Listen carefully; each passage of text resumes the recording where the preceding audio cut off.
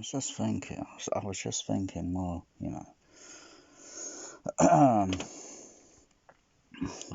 well, man, readjusting the EQ. Pray I don't alter it any further. I was thinking, why should I cut some frequencies? Why not do something the opposite? Now that is something that Odyssey, Dirac, and all these other, room EQ, if anything needed to be adjusted, it would have to be the room. I mean, how much would I have to, and I don't think it would get anywhere near to even like what the, because if you move that microphone around, that frequency response to what, it looks like on the amplifier end, or be it on your headphones, and then you can wear headphones and you can walk around the room, and the sound stays the same. You don't get peaks, nulls, dips, and all that. You don't get any of that. If you move one of the headphones slightly off your head, away from your ear, head, ear, it's not coupled then, is it? Then it doesn't sound the same as the left side. Or then again, maybe it's the left side that's wrong and the right side that's, because you're kind of equalizing it in a way, because you're not coupling it and pressurizing it to the. That's my take on it.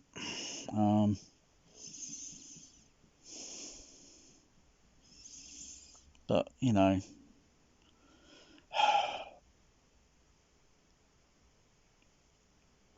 it'd be no more different than being in a room, no sound playing, and the room's just being what it is, and you move around, everything changes. Of course, you move closer to a corner, to a wall, you can sense the change in the. Well, you sense it. Your ears sense it.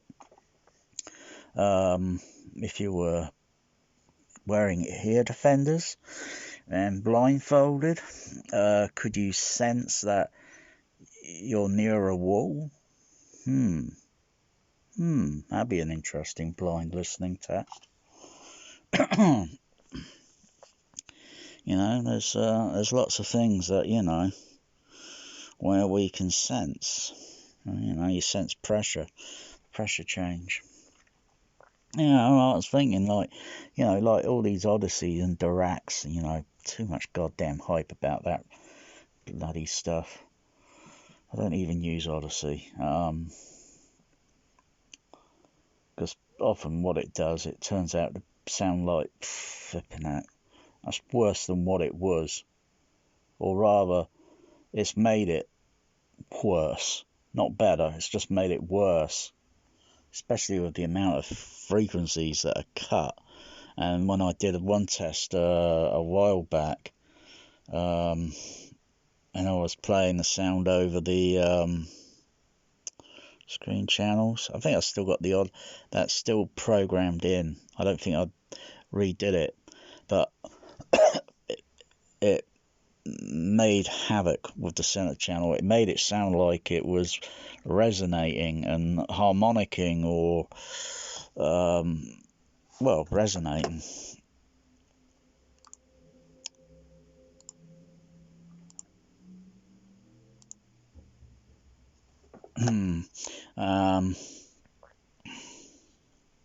Yeah, it was dreadful. It was dreadful sounding.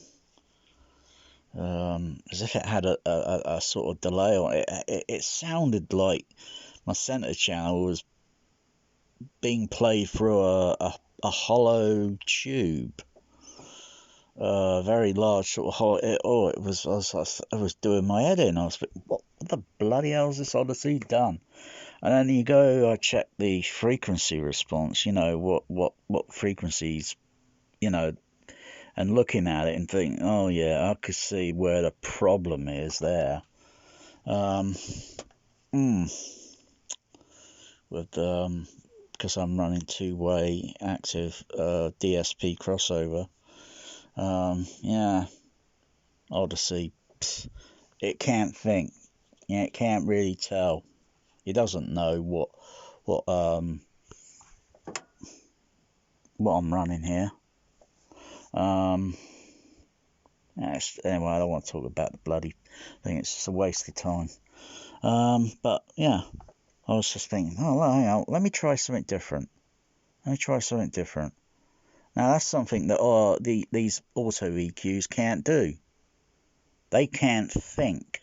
They're only programmed, and that is it. They're programmed to do a certain set of procedures, and then once everything's done for it, and then it number crunches, and it's trying to do the best it can possibly do. But I don't like them. I don't like them either way. I don't think I would want a Soundstorm or whatever that thing is called. It looks a bit overpriced, and it looks cheap. And it doesn't look like it would last 10 years. It doesn't look like it would last 10 years in a home theatre before it's out. It's on the rubbish tip. Same goes with the blimmin' Denon. But look at all this. Look at all this pro stuff, Look at that.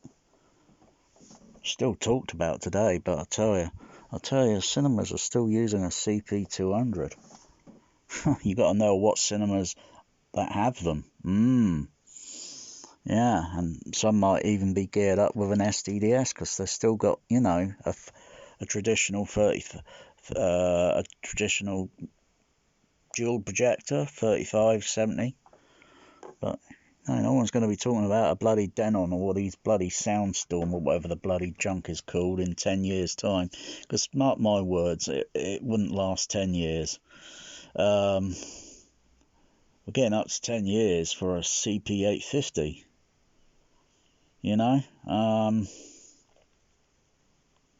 But Odyssey or Atmos as it is just pure junk. Oh dear. Anyway, I like having a rant in the morning.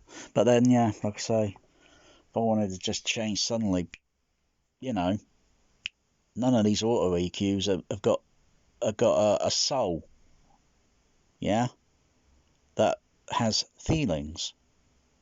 They can't sense feelings. You say they're totally definitely like Mr. Spock, totally emotional. For motion, totally emotion. Yeah, they're just. I'm just ranting. Anyway.